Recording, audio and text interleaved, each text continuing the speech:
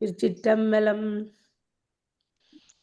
குருவருளையும் திருவருளையும் வேண்டிக் கொண்டு இந்த நிகழ்விலே இணைந்திருக்கின்ற பெரியோர்களே, சைவாபிமானிகளே, இன்று விரிவுரையாற்ற இருக்கின்ற சைவ புலவர் சங்க தலைவர் சைவ புலவர் சி.க. கமல்நாதன் அவர்களே, தொழில்நுட்ப உதவிகளை வழங்கிக் கொண்டிருக்கின்ற திருமதி கமலா ரவீந்திரன் அம்மையார் அவர்களே, உங்கள் அனைவருக்கும் என்னுடைய பணிவான வணக்கங்களை தெரிவித்துக் கொள்கின்றேன்.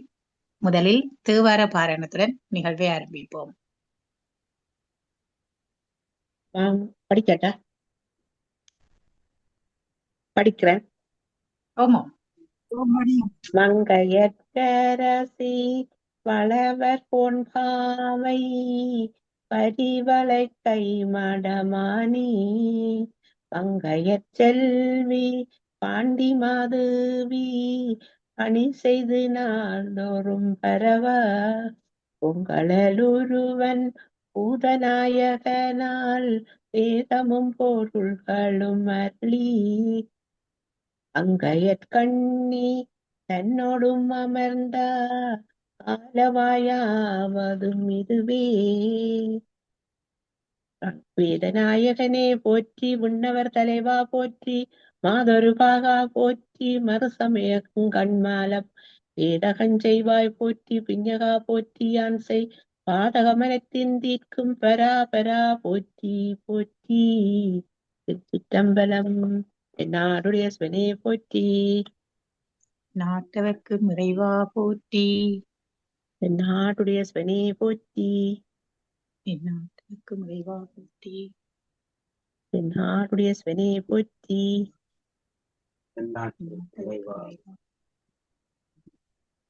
சிற்றம்பலம். நன்றி நன்றி. தேவார பாராயணத்தை வழங்கிய அம்மையார் அவர்களுக்கு சைவப்புலவர் சங்கத்தின் சார்பிலே நன்றிகளை தெரிவித்துக் கொள்கின்றேன். அகில இலங்கை சைவப்புலவர் சங்கம் நடாத்தி வருகின்ற திருக்குறள் விரிவுரை தொடரிலே இன்று நீண்ட இடைவெளிக்கு பின்னர் காமத்துப்பாலினுடைய முதலாவது அதிகாரம் தொடர்பான விரிவுரை நடைபெற இருக்கின்றது. இதுவரையும் அறத்துப்பால், பொருட்பால் 2 விரிவுரையும் 2 பால் விரிவுரைகளும் நடைபெற்று முடிந்திருக்கின்றன. இன்று தகை அணங்குறுத்தல் என்ற தலைப்பிலே அந்த விரிவுரையை வழங்க இருக்கின்ற சைவப்புலவர் சி.க. கமல்நாதன் அவர்கள், அவரை இந்த விரிவுரை ஆற்ற வருமாறு அன்போடு அழைத்துக் கொள்கிறேன். வணக்கம் சார். எல்லாம் வல்ல விநாயக பெருமானை முதற்கண் பிரார்த்தனை பண்ணிக்கொண்டு பார்வதி பரமேஸ்வரனுடைய திருவருளை வேண்டி அடியனுடைய குலதெய்வம் குருநாத சுவாமிகளுடையதும் ஆத்மீக குருவள்ளல் அருக்கவி நாசித்தம்பி புலவர் ஐயா அவர்களுடையதும் பாதம் பணிந்து குருவருளையும் திருவருளையும் நிறைவாக வேண்டிக் கொண்டு ஐயன் திருவள்ளுவ பெருந்தாய் அவர்களுடைய பாதம் பணிந்து குருவருளையும் திருவருளையும் வேண்டி இந்த நிகழ்வை சிறப்பாக ஆரம்பித்திருக்கின்ற சைவ புலவர் ஆனந்தி ஏரட்டம் அவர்களே, தொழில்நுட்ப உதவிகளையும் ஒருங்கிணைப்பையும் மற்றும் சகல வகையான ஒத்துழைப்புகளையும் வழங்கிக் கொண்டிருக்கின்ற திருமதி கமலா ரவீந்திரன் அம்மையார் அவர்களே, இந்த நிகழ்விலே பங்கு பெற்றி இருக்கின்ற மெய்யன்பர்களே, ஆர்வலர்களே, எல்லோருக்கும் இந்த நேர வணக்கங்களை பக்திபூர்வமாக தெரிவித்துக் கொள்வதிலே மகிழ்ச்சி அடைகின்றேன். எம்பிரானுடைய கருணையினாலே நாங்கள் இந்த திருக்குறள் விரிவுரையை தொடர்ந்து பார்த்து வருகின்றோம். இடையிலே எங்களுக்கு அகில இலங்கை சைவ புலவர் சங்க பரீட்சை இருந்ததன் காரணமாக நாங்கள் அந்த பரீட்சை நோக்கமான வகுப்புகளை எடுக்க வேண்டி முதன்மைப்படுத்த வேண்டி இருந்ததால் நாங்கள் இந்த திருக்குறள் வகுப்பை இடையிலே நிறுத்தி இருந்தோம். பரீட்சை இனிதே நிறைவேறிய நிலையிலே நாங்கள் இந்த குறைப்பகுதிகளை நிறைவு செய்துவதற்கு திருவருளை வேண்டிக் கொண்டு அகில இலங்கை சைவ புலவர் சங்கத்தை காலங்காலமாக கட்டிக்காத்து வந்த பெரியவர்கள் சைவ புலவர்கள் எல்லோரையும் பணிந்து அவருடைய ஆசீர்வாதத்தோடு நாங்கள் இந்த திருக்குறள் விரிவுரையை தொடர்ந்து உங்களுக்கு தருவதிலே மற்றற்ற மகிழ்ச்சி அடைகின்றோம். எம்பிரானுடைய கருணையினாலே பொதுவாக என்னுடைய பிரம்மகுரு வாரியார் அவர்கள் சொல்லுகிற போது இந்த அவருடைய திருவாக்கின்படி திருக்குறளைத்தான் முதலாவது ஒரு 2000 வருஷத்துக்கு முன்பு இறைவாக்காக அருளப்பட்ட பெருமைக்குரிய ஒரு ஞான நூல், ஞான பனுவல் என்று என்னுடைய பரமகுரு திருமுருக கிருபானந்த வாரியார் அடிக்கடி கூறுவார். 2000 வருஷத்துக்கு முன்பு தமிழ்நாட்டிலே ஒரு ஞான பனுவல் மழை பொழிந்தது என்றால் அது திருக்குறள். அதற்கு பிறகு ஒரு 300 வருஷங்களுக்கு பிறகு ஒரு ஞான பனுவல் மழை பொழிந்தது என்றால் அது மாணிக்கவா சுவாமிகளுடைய திருவாசகம்.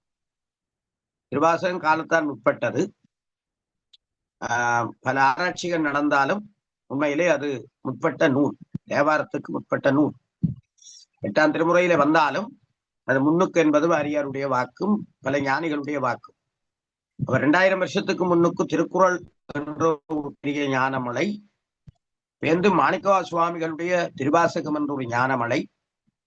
இந்த ஞானமலைக்கு பிறகு பின்பு பல்லவர் காலத்திலே கிபி 6ஆம் நூற்றாண்டுகள் 7களிலே திருஞான சம்பந்த குழந்தை முருகனுடைய அம்சமாக அவரை சுப்பிரமணியர் தேவாரம் என்ற ஞானமலை பொழிந்தார். தொடர்ந்து அவருடைய சமகாலத்திலே அப்பர் சுவாமிகள் ஞானமலை பொழிந்தார். தொடர்ந்து சுந்தரமூர்த்தி சுவாமிகள் 9ஆம் நூற்றாண்டுகள் அளவிலேயே அவர் பேர்ந்து தொடர்ந்து ஞானமலை பொழிந்தார். இதுக்கு பிறகு பெரிய புராணம் என்ற ஞானமலை சேக்கிழார் சுவாமிகளாலே இந்த உலகத்திலே பொழிந்தது. அந்த ஞான பனுவல் மலை அது பெரிய ஒரு அற்புதத்தை செய்தது. இதுக்கு பிறகு நீங்க பார்த்தா தெரியும், சிறப்பாக நாங்கள் சொல்லக்கூடிய வகையிலே பட்டினத்தடிகள் அவர் சிறந்த ஞானமலை பொழிந்தார் என்று சொல்வார்கள். அவருடைய பாடல்கள் அப்படிப்பட்ட ஒரு தனித்துவம் உடையவை. அத்தோடு 12ஆம் நூற்றாண்டு 13ஆம் நூற்றாண்டு காலப்பகுதிகளிலே அகச்சந்தான குறவர் மரபிலே இருந்து புறச்சந்தான குறவர் மரவர் மெய்கண்ட தேவர், அனந்தி சிவாச்சாரி, உமாவதி சிவாச்சாரியார், மறைஞான சம்பந்தர் இவர்கள் சைவ சித்தாந்தம் என்ற ஞானமலையை பொழிந்தார்கள். அதை பெரிய பாடல்களை சூத்திரங்களை ஏற்றி அவர்கள் அந்த பெரிய ஒரு மலையை பொழிந்தார்கள். இதுக்கு பிறகு கம்பநாட்டாழ்வார் பிறந்து கம்பராயமானம் என்ற ஒரு பெரிய ஞானம் மலையை தமிழ்நாட்டிலே பொழிவித்தார். அதுக்கு பிறகு 15ஆம் நூற்றாண்டுகளிலே அருணகிரிநாதர் முருகனுடைய திருவருளோடு தோன்றி சிறப்பாக திருப்புகழ் என்ற ஞானமலையை பொழிந்தார். இப்படி காலத்துக்கு காலம் இறைவன் எங்களுடைய சமயத்தை நன்னிலைப்படுத்துவதற்காக, சைவத்தையும் தமிழையும் வாழ்விப்பதற்காக அற்புதமான மகான்களை தோற்றுவித்து அவர்கள் மூலம் ஞானமலை பொழிவித்த சிறப்பை நாங்கள் பார்க்கிறோம். ஆனிமகம் மாணிக்கவா சுவாமிகளுடைய சிந்தனையோடு இணைந்திருந்தோம். ஆனந்தியர் அவர்கள் தானாகவே அந்த மாணிக்கவாசருடைய சிந்தனைகளை எங்கள் சங்கத்தின் சார்பிலே செய்ததற்கு நாங்கள் சங்கத்தின் சார்பிலே நன்றி தெரிவிக்க வேண்டும். நம்மால் கூட அதுக்கு செயற்பட முடியவில்லை. நிறைய வேலைப்பழுக்கள் இருந்தன. அவை செய்தே ஆக வேண்டும் என்ற நிலையிலே அவற்றை பொருட்படுத்ததால் செய்து முடிக்க வேண்டியிருந்தது. முக்கியமாக எங்களுடைய சுற்றிருவம்பாள் ஆலயத்தினுடைய 2.5 கோடி செலவிலே புதிய மஞ்சம் உருவாக்கப்பட்டது. அதனுடைய மஞ்ச சிறப்பு மலர் அடியேன் பதிப்பாசிரியராக இருந்து செய்ய வேண்டியிருந்ததால் அது பெரிய வேலை திட்டமாக இருந்தது. பேந்தினி ஆடிச்சுவாதி சுந்தரமுத்தினாருடைய குருபூஷை வருகிறது. இந்த காலங்கள் அற்புதமான சிறப்பு மிக்க காலங்கள். ஆகவே இந்த ஞானமலை பொழிந்த வரலாற்றிலே தமிழகத்திலே பெருமைக்குரியதாக சொல்லக்கூடியது எது என்றால் இந்த ஆரம்பத்திலே திருக்குறள் தான். ஆகவே திருக்குறளை சைவ சித்தாந்த உட்கிடை திருக்குறள் என்று நாங்கள் பார்க்கிறோம். முதலியார் உட்பட பல பேர் அதை நிறுவியிருக்கிறார்கள். அந்த பின்னணியிலே தான் நாங்கள் திருக்குறளாக சைவ சித்தாந்தம் பற்றிய சிந்தனைகளை பார்த்து வருகிறோம். சிறப்பாக இன்றைக்கு எங்களுக்கு காமத்து பாலுக்கே போகிறோம். இது ஒரு சிக்கலான பகுதி. வள்ளுவர் பெருந்தகை அறம்பொருள் இன்பம் என்பவற்றை கூறி அதன் பின்னணியிலே வீடு பேறு கிடைக்கும் என்பதை அவர் வலியுறுத்துகிறார். அப்ப இந்த காமத்துப்பால் இதை நாங்கள் இன்பத்துப்பால் என்றும் சொல்லலாம், இன்பத்துப்பால் என்றும் குறிப்பிடுவார்கள். காமம் என்றால் ஆசை. ஆசை மனிதனுக்கு இருக்க வேண்டும், ஆனா பேராசையாக மாறக்கூடாது. ஆசை இல்லாட்டி நாங்க ஒன்றுமே செய்ய மாட்டோம். ஏதாவது ஒன்றுல பற்றிருக்கிற போது அதுதான் எங்களை செயற்படுத்துகிறது. இறைவன் மீது கூட பற்றிருக்கிற போது அது அந்த பற்று எங்களை இறைவனை வணங்க வைக்கிறது, இறைவழியிலே செல்ல வைக்கின்றது. அப்ப காமம் என்ற ஆசை மனிதனுக்கு இருக்கத்தான் வேண்டும். ஆனா அது பேராசையாக மாறக்கூடாது என்பது பல பெரியவர்களுடைய பல ஞானிகளுடைய கருத்து. ஆசை அளவோடு இருந்தால் அது எங்களுக்கு இதமானதாக அமையும். இப்ப வள்ளுவ பெருந்தகை அறம் பொருள் இன்பம் முதலிலே அறத்தை வலியுறுத்துகிறார். ஏன் என்றால் எல்லாத்துக்குள்ளேயுமே அறம் அவசியம். பொருளை ஈட்டுகிற போது அறம் அவசியம், பொருளை செலவு செய்கிற போது அறம் அவசியம், இன்பத்தை அனுபவிக்கிற போது அறம் அவசியம், இன்ப வழியிலே போகிற போது அறம் அவசியம். ஆகவே அறத்தின் பாற்பட்டதே புருடாத்த கோட்பாடு. புருடாத்தம் என்பது அறம்பொருள் இன்பம் வீடு. முதல் அறம் ஏன் வைக்கப்பட்டிருந்தது என்றால் அறத்தை முதன்மைப்படுத்தியது எங்களுடைய சமூகம். எதற்குள்ளே அறம் இல்லையோ அங்கே தெய்வீகம் இருக்காது. வடிவா பார்த்தா தெரியும். அறம் இல்லாது போனால் அதுக்கு தெய்வீகம் இருக்காது. இன்றைக்கு பல பிரச்சனைகள் அப்படித்தான் போகின்றது. மிக மோசமானது நாங்கள் பார்க்கிறோம். பொருளை ஈட்ட வேண்டும் என்று எங்கட உள்நாட்டிலும் சரி வெளிநாட்டிலும் சரி போதைப் பொருள் வியாபாரம், போதைப் பொருள் வர்த்தகம். குறுகிய காலத்துல பெரிய கோடீஸ்வரரோடும் பெரிய முதலாளி அவரோடும் பெரிய செல்வந்திர அவரோடும் என்று இருக்கிறார். ஆனா அதுக்கு பின்னிலையிலே எத்தனை குடும்பங்கள் அழிகிறது, எத்தனை இளம் பிள்ளைகளுடைய வாழ்க்கை நாசமாக போகிறது என்பதை யாரும் சிந்திப்பதில்லை. அப்ப பொருளை ஈட்டுகிற கூட அறத்தை பின்பற்ற வேண்டும். அறம் மிக முக்கியமானது. ஆகவே வள்ளுவ பெருந்தகை அறத்தை முதன்மைப்படுத்தினார். எதற்காக முதன்மைப்படுத்தினார் என்றால் அறம் இல்லாட்டி தெய்வீகத்தை காண முடியாது. அறம் இல்லாத இடத்திலே கடவுள் வரமாட்டார். அறம் இல்லாத இடத்திலே சைவ சித்தாந்தம் பேசாது, சைவ சித்தாந்த வழியிலே போகாது. இப்ப நாங்கள் பார்க்கிறோம், எங்களோட சைவ புலவர்கள் உருவானவர்களும் அல்லது வேறு பலரும் கூட சோதனை எழுதி பாஸ் பண்ணி எல்லாம் வந்த பிறகு பேர்ந்து அறத்துக்கு புறம்பான வழியிலே போறவர்கள் இருக்கிறார். நாங்கள் பார்த்து மனவேதனைப்பட்டு கொண்டிருக்கிறோம், ரொம்ப வேதனைப்பட்டு கொண்டிருக்கிறோம்.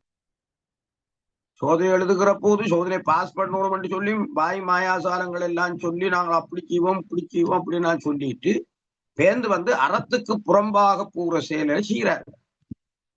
அப்ப சில பெரியவர்கள் கேட்கிறார்கள், அப்படியா கொடுத்த அந்த பட்டத்தை திருப்பி எடுக்க உங்களுக்கு ஒரு நடைமுறை கொண்டு மாட்டீங்களா என்று பெரிய எம்பிமாருமே கேட்டிருக்கிறார்கள். பெரிய பெரிய ஞானிகள் கேட்டிருக்கிறார்கள். பல பேர் கேட்கிறார், என்னடா தம்பி நீங்க ஜெயப்புலவர் பட்டத்தை கொடுத்துட்டீங்க, அவங்க பேர்ந்து அறத்துக்கு புறம்பா நடக்கிறாங்க. அது அசைவ உணவு உண்ணுதலா இருக்கலாம், அல்லது பொருள் ஈட்டுகிற போது அவர்கள் புறத்தான வழியிலே போகலாம், அல்லது இன்பம் அனுபவிக்கிற போது புறத்தான வழியிலே போகலாம், அல்லது ஆலயத்திலே தொண்டு செய்கிற போது ஆணவத்தோடு புறம்பான வழியிலே போகலாம். கன இடங்களிலே அவர்கள் அறத்தை பின்பற்றாமல் போகின்ற நிலை பரிதாபகரமாக இருக்கிறது. இது தொழில் ரீதியா தொழில் தர்மத்தை பாதுகாக்க தொழில் நிலையில இருக்கிறவர்கள் சாதாரண மக்கள் எல்லாருக்குமே நாங்க பார்க்கிற பிரச்சனை. வள்ளுவ பெருந்தகை பெருஞானவான் என்பதாலே அவர் எல்லாத்தையும் சிந்தித்து அறத்தை முதன்மைப்படுத்தினார். அப்ப அறத்தை பற்றி நல்லா நீ தெரிஞ்சு கொள்ளும், அதுக்காக அறம்ண்டா என்னன்றதை பற்றி முழுமையாக முன்னுக்கு தந்தார். பேர்ந்து அந்த அறத்தை நீ பொருள் ஈட்ட போற வாழ்க்கை உனக்கு அவசியம், பொருளாருக்கு இவ்வளவு இல்லை, நீ பொருள் ஈட்டுறாலும் அறத்தை பின்பற்றணும் என்று சொல்லி அதுக்கு நிறைய வரவிலக்கணங்களை பொருட்பாண்ட சொன்னார். மூன்றாவது இந்த காமத்து பால். இதிலையும் அவர் அறத்தை முக்கியமாக வலியுறுத்துகிறார்.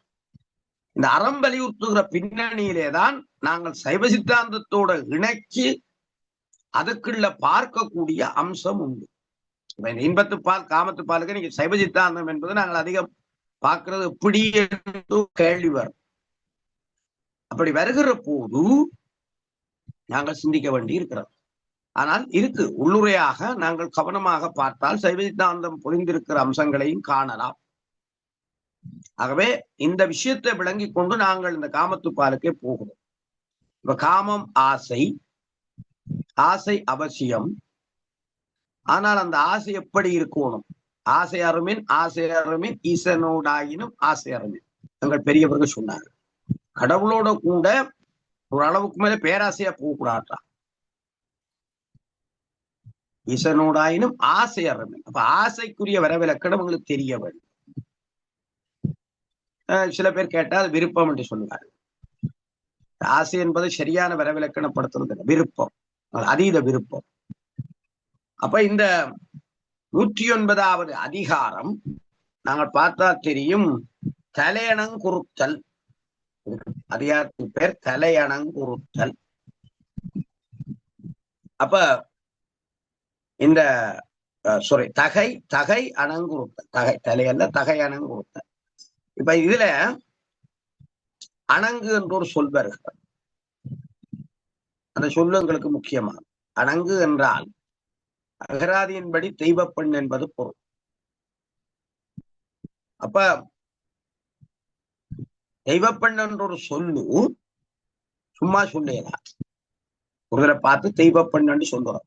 காரைக்காலமையாரை பார்த்து தெய்வப்பெண், கண்ணகியை பார்த்து தெய்வப்பெண், சீதையை பார்த்து தெய்வப்பெண். ஏன் சொல்லுகிறோம்? அவர்கள் அறத்தின்படி ஒழுகினார்கள், அறவழியிலே நின்றார்கள், அறவழியிலே அவர்களுடைய இன்பம் அனுபவிப்பு இருந்தது. எல்லாவற்றையும் வைத்துக் கொண்டு அப்படியான லட்சணம் உடையவர்களை தெய்வப்பெண் என்கிறோம். அப்போ ஒரு பெண்ணை தெய்வப்பெண் என்கிற போது அவளுக்கு என்ன லட்சணம் இருக்க வேண்டும்? தெய்வீகம் இருக்க வேண்டும், அறத்தை பின்பற்ற வேண்டும், அறத்துக்கு ஏற்ற வகையில மிச்சமில்லாம். அது விருந்தோம்பலோ அல்லது குடும்ப வாழ்க்கையோ நட்புத்திர பெறுதலோ வளர்த்தலோ மக்களோட பழகுதலோ இறை வழிபாடுகளோ சகலதுக்கையுமே அறம் இருக்கும். அப்படி அறம் இருந்தால்தான் அந்த பெண்ணை நாங்கள் தெய்வ பெண் என்று சொல்லலாம். வள்ளுவர் முதலாவது குறளிலே என்ன சொல்கிறார்? அணங்கு கொல்லாய் மயில் கொல்லோ கனங்குலை மாதர் கொல்மாலும் நெஞ்சு.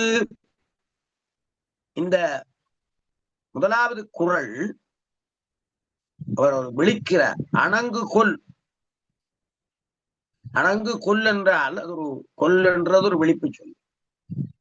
தெய்வப்பெண்ணே இல்ல தெய்வப்பெண்ணோ என்று வியப்பு என்று சொல்லுகிறார். ஆய் மயில் மயிலோ வேந்து கனங்குலை. கனங்குலை கனமான குலை அணிந்த, குலை என்றது அந்த ஒரு வகை அணிகலன், அது அணிந்த மனித பெண்ணோ என் நெஞ்சம் மயக்குகின்றதே. நெஞ்சை மயக்குகின்ற ஒரு செயல் இது. ஒரு ஒரு ஒரு பெண்ணை பார்த்து விட்டு ஒருவர் சொல்லுகின்ற, கூடுதலாக பெண்ணை பார்த்து விட்டு, அது ஆடவரும் சொல்லலாம், பெண்களையும் சொல்லலாம். ஆடவர் தான் கூடுதலா சொல்லுவார் இந்த பெண்ணை. அப்ப அந்த ஒரு காதல் ஆரம்பிக்கின்ற ஒரு கட்டமாக இந்த பகுதியை வள்ளுவ பெருந்தகை காட்டுகிறார். காதல் 2 வகையிலே இருக்கு. ஒன்று திருமணத்துக்கு முன்னுக்கு காதலிக்கிறது, பின்பு திருமணம் செய்த பிறகு காதலிக்கிறது.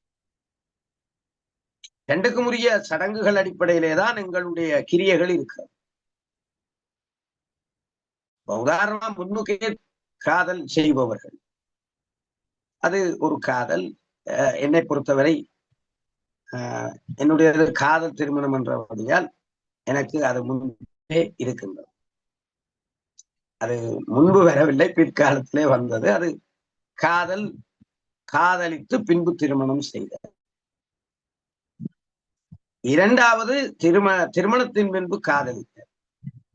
அப்ப திருமணத்தின் பின்பு காதலிக்க வேண்டும் என்பதற்காகத்தான் இந்த மனம் பேர்ந்த கலப்பு, பேந்து பெண் பார்த்தல், மாப்பிள்ளை பார்க்கிறது, பேந்து உடனே கல்யாணம் இப்படி செய்யாமல் எழுத்து முன் வைக்கிறது, எழுத்து வச்சுட்டு மாப்பிள்ளை பொம்பளை கதைச்சு பேசி கொண்டு போறது, பேந்து கதைச்சு பேசி கொண்டு போய் பேந்து உடுப்புகள் எடுக்க போறது, பேந்து மணவரையில பார்த்து பார்த்து காதலிக்கிறது. இப்படி இந்த காதல் ஒவ்வொரு நிலையிலும் வளர்ச்சி அடையக்கூடிய ஒரு தன்மையிலேதான் எங்களுடைய கிரியைகள் இருக்கிறது என்று பல பெரியவர்கள் சொல்லுவார்கள். சைவ சமய திருமண சடங்குகளை நீங்க பார்த்தா தெரியும். ஒவ்வொன்றும் ஒவ்வொரு கட்டத்திலேயும் பேச்சு திருமணமாக இருந்தாலும் அங்கே அந்த காதலிக்கின்ற தன்மை ஊட்டப்படுகிறது. அந்த காதல் தொடர்ந்து திருமண வாழ்க்கையிலே விரிவடைந்து கொண்டு போனால் அது இல்லறம் நல்லறமாக அமையும். தொடர்ந்து முறியாமல் போக வேண்டும். சில பேருக்கு வயது போக அந்த காதல் குறைஞ்சு ஓடி சொல்றாங்க. அப்படி குறைஞ்சால் அந்த தாம்பத்திய வாழ்க்கையிலே முறிவு வரும். எப்பவும் அந்த காதல் குறையக்கூடாது. அந்த விஷயங்களை சொல்லுகிற ஒரு பகுதிதான் இந்த காமத்துப்பால். அப்ப மணவரைக்கு வருகிற பெண்ணை பார்க்கிற போதும், முதல் பெண்ணை பேசி வருகிற போதும் அந்த மாப்பிள்ளை சொல்லலாம், அணங்குகொள் ஆய்மயில் கொல்லோ கனங்குளை மாதர் கொல் மாலும் என் நெஞ்சு கவர்றாளே, இவள் எப்படி என அழகா இருக்காள், இவள் தெய்வ பெண்ணோ, அழகான மயிலோ, காணமழை அந்த கனமான குடைகள் அணிஞ்சு, தோடுகள் குலையெல்லாம் சொல்லுவோம் அணிந்து, இவள் மனித பெண்ணோ தெய்வ பெண்ணோன்னு சொன்னா இந்த அர்த்தம் பிதட்டுறாரு. பிதட்டல் வேற, காதல் வயப்படுற போது பிதட்டல் வேறு. என் நெஞ்சம் மயங்குகிறதே, என்னை அறியாமல் என் நெஞ்சம் மயங்குகிறதே என்று சொல்லுகிறார். இந்த நெஞ்சு என்று வருகிற போது எனக்கு நெஞ்சு வீடு தூது ஞாபகம். சைவ சித்தாந்த சாஸ்திரங்கள்ல நெஞ்சு விடு, அங்க நெஞ்சு விடு தூது என்பது நீங்க பார்த்தா தெரியும், நெஞ்சை இறைவனுக்கு தூது விடுகிற பாங்கிலே சித்தாந்த கருத்துக்களை சொல்லுகின்ற அம்சம். அப்ப இந்த உங்களுடைய சமயத்திலே பொதுவாக ஒரு முறைமை இருக்கிறது, பிரம்மச்சரியம், கிரகஸ்தம், வனப்பிரஸ்தம், சன்னியாசம். அந்த முறைப்படி போனால் தளம்பல்கள் இருக்காது, நிச்சயமாக மோட்சம் சித்திக்கும். அது குழம்புகிற போது சிக்கல்கள் உண்டாகும். அப்படி போகிற போதுதான் பல சாமியார்மார் தரைகட்டு போவர். துறவுக்கு போய் பெண் அங்கிருந்து கொண்டு இல்லறத்தை நாடுவது, ரகசியமான விபரீத தொடர்புகள். இது பூதாரமா வெளியில வருகிற போது எங்களோட சமயத்துக்கு இழுக்கு. இதெல்லாம் தேவையில்லை என்றுதான் எங்களோட சமயத்திலே ஒரு படிமுறை ஒழுங்கை சொல்லி இருக்கிறார். நீ ஒவ்வொரு கட்டத்தையும் அனுபவித்து அதை கடந்து போ, திரும்பி பார்க்காத. திரும்பி பார்க்க கூடாது. திரும்பி பார்த்தே அது நாய்ப்பிறப்பு.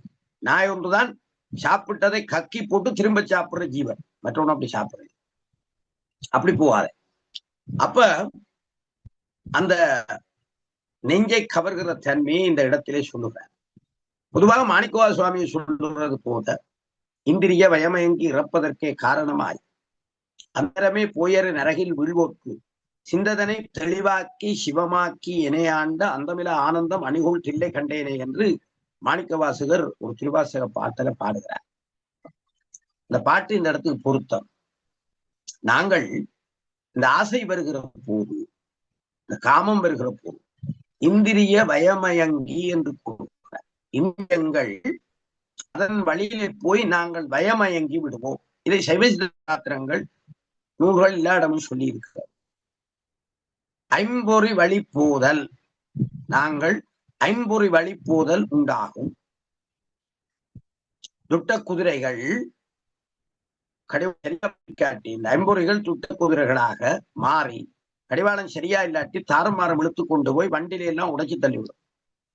வண்டில் எங்கட உடம்பு உள்ளுக்கே இருக்கிற உயிர் ஆன்மா, துட்ட குதிரைகள் அதுகள் இந்த ஆணவம் கண்மம் மாய போன்ற இந்த மலங்கள், ஐம்பொறிகள் போய் இந்த மலங்கள் வழி போய் இந்த தாரம் மாறும் வீதி தெரியாமல் கண்டபடி எல்லாம் வண்டிலே ஊட்டினா, அதனால் இந்த வண்டிக்கு நஷ்டம். வண்டிக்கு நஷ்டம் என்றால் வண்டிக்கு கர்மா வந்து சேர்ந்து இந்த கர்மா மீண்டும் புறவி எடுக்க செய்து, புறவி எடுப்பதால் திரும்ப திரும்ப இந்த நரகத்துக்குள்ளே உழல வேண்டி வரும், மோட்சம் சித்திக்காது. இப்ப மாணிக்கவா சொல்லுகிறார், நானும் இப்படி இருந்தனா, இந்திரிய வயமயங்கி இறப்பதற்கே காரணமாய் இறந்தால் புறப்புண்டு, இறந்தால் புறப்புண்டு. கவனமா நாங்க சிந்திப்போம். இறந்தால் புறப்புண்டு. ஆகவே இந்திரிய வயமயங்கி இறப்பதற்கே காரணமாய் அந்தரமே போயரு நரகில் வீழ்வோம். அப்படி இறக்குற போது நிச்சயமாக பாவ புண்ணியம் எங்களை சேரும். புண்ணியம் ஓகே, பாவம் எங்களை நரகத்துக்குள்ளே மாட்டுப்பார். ஆகவே அவர் சொன்னார், இந்திரிய வயமேங்கி இறப்பதற்கே காரணமாய் அந்தரமே புயரு நரகில் வீழ்வோர்க்கு, அந்த நரகில வீழ்வோர்க்கு சிந்ததனை தெளிவாக்கி. இங்கேயும் நெஞ்சு வருது. நெஞ்சு அது சிந்தை, சிந்தையிலே உதிப்பது சிந்தனை, நெஞ்சிலே உதிப்பது சிந்தனை. சிந்ததனை தெளிவாக்கி என்ன, இந்த ஆசைவையப்படி போகாமல் என்னை ஒரு தெளிவு நிலைக்கு ஆக்கி, சிந்ததனை தெளிவாக்கி சிவமாக்கி. தெளிவு வருகிற போது சிவமாம் நிலை வரும். சிவமாக்கி, அப்படி சிவமாக்கி அந்தமிலா ஆனந்த மணிகோள், அப்படியான அந்தமிலா ஆனந்தம், அந்தமெல்லாம் தோற்ற முடிவில்லாத ஆனந்தம் தருகின்ற பேரானந்தம், அதான் மோட்சம். அந்த மோட்சத்தை தருகின்ற தில்லை கண்டேனே சுவாமி, உன்னுடைய தூக்கிய திருவடியை நான் கண்டேனே என்று அந்த திருவடியை நமஸ்காரம் பண்ணி கொண்டு பிரார்த்தனை பண்ணி மாணிக்கவா சுவாமிகள் இந்த பாடலை பாடுகிறார். இந்த பாடல் இந்த இடத்தை பொருத்தம். அப்ப இங்க நெஞ்சம் மயக்குகின்றதே, நெஞ்சம் மயக்குகின்றதே. இந்த பெண்ணை பார்த்துவிட்டு ஆசை வரும். ஆசை வராதவன், எனக்கும் ஆசை வரும், உங்களுக்கும் ஆசை வரும். ஆசையை அடக்கிறது தான் பெரிய விஷயம். ஆசை இல்லையண்டா அவன் மனுஷன் இல்லை. இந்த இறைவனுடைய படைப்பின்படி இந்த ஐம்பொறிகள் படைக்கப்பட்டிருக்கு. நீங்க பார்த்தா தெரியும், ஐம்பொறிகள் இறைவனுடைய படைப்பின்படி படைக்கப்பட்டிருக்கு. அவை எப்படிப்பட்டிருக்கிறது? இந்த ஆன்மாவுக்கு கிடைக்காக இறைவன் படைத்திருக்கிறார். சிவஞான பூதத்திலே 29வது பாட்டிலே ஒன்று வருகிறது. இந்த பாட்டை நான் சொல்லலாம். ஐம்பொறியாண்டு அங்கு அரசாயுளம் நிற்க ஐம்பொறிகள் உள்ள அறியாவாம். ஐம்பொறியில் ஒரு பண்பாயுது. ஐம்பொறியில் காணாதே காணாது காணும் உளம் காணாதேல் காணா கண் கேளா செவி. ஒரு அற்புதமான ஒரு உதாரண பண்பா இந்த பண்பா. ஒரு அரசன் இருக்கிறான். அரசன் தன்னுடைய பணியாட்களை வெவ்வேறு இடங்களுக்கு அனுப்பி அரசாங்க பணிகளை ஆங்காங்கே செயற்படுத்துவான்.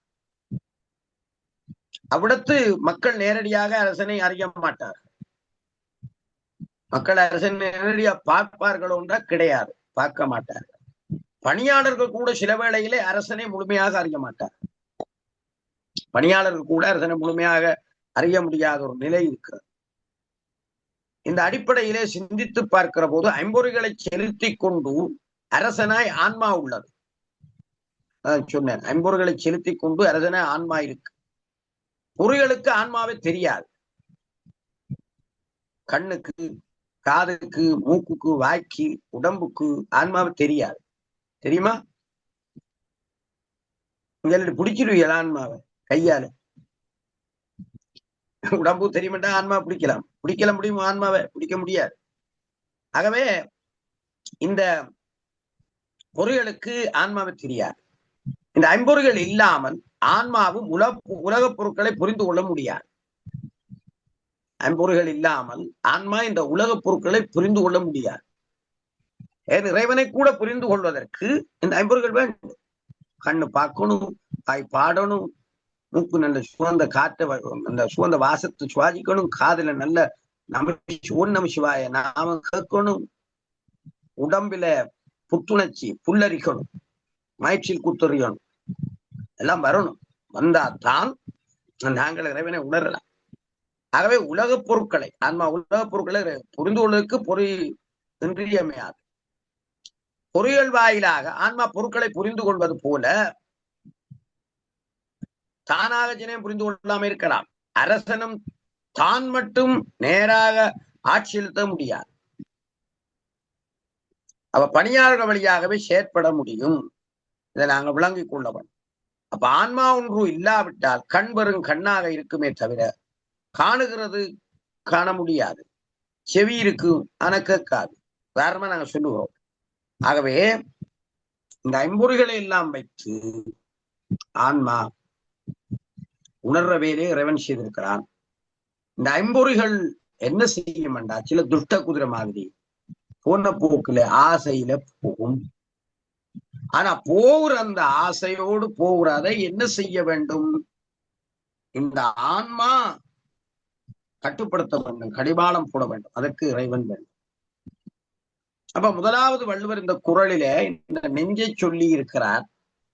நெஞ்சத்தை நாங்கள் நேர்மையா வச்சுக்கொள்வோம், நெஞ்சை சுத்தமா வச்சுக்கொள்வோம், நெஞ்சத்தை வச்சுக்கொள்வோம்.